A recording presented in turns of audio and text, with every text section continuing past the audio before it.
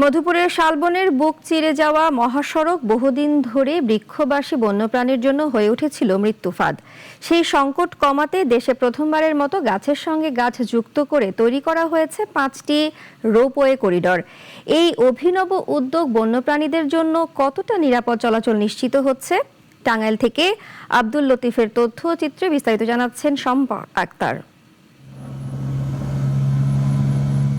মধুপুর গড় বাংলাদেশের তৃতীয় বৃহত্তম প্রাকৃতিক শালবন, কিন্তু এই বনাঞ্চলের মাঝ দিয়েই চলে গেছে ব্যস্ত টাঙ্গাইল ময়মনসিংহ আঞ্চলিক মহাসড়ক। একসময় নির্বিঘ্নে চলাচল করা বন্যপ্রাণীদের জন্য এখন এই সড়কই হয়ে উঠেছে সবচেয়ে বড় হুমকি।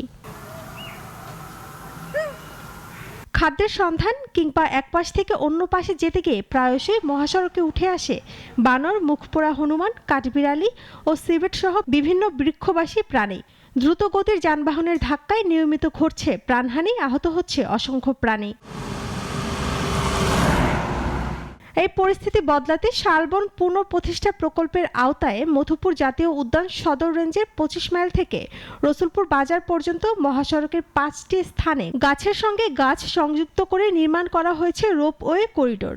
এর মাধ্যমে প্রাণীরা মাটিতে না নেমেই নিরাপদে রাস্তার এক পাশ থেকে অন্য পাশে যেতে পারবে। বনের ভিতরে যদি পর্যাপ্ত পরিমাণ ফল গাছগুলা লাগাই দিত, তাহলে হয়তো বানরগুলা কখনো এই রাস্তায় আসতো না, এমনকি বানরগুলা মারা যাইতো না।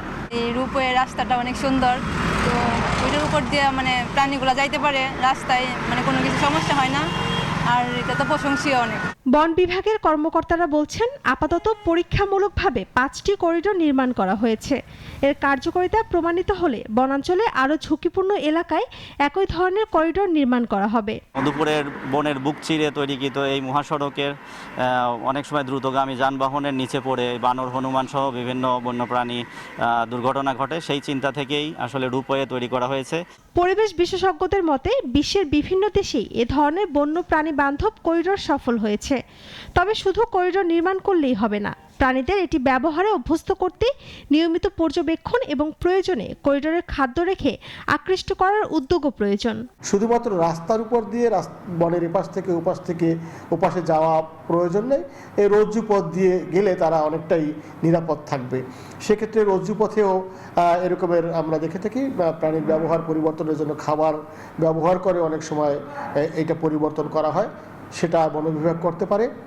বনাঞ্চলে প্রাকৃতিক খাদ্যের উৎস বাড়ানো এবং রোপওয়ে করিডোর কার্যকর ব্যবহার নিশ্চিত করা গেলে মধুপুরের শালবনে জীববৈচিত্র্য সংরক্ষণে এই উদ্যোগ একটি কার্যকরী মডেল হয়ে উঠতে পারে বলেও আশা করছেন সংশ্লিষ্টরা। শম্পা আক্তার, নাগরিক।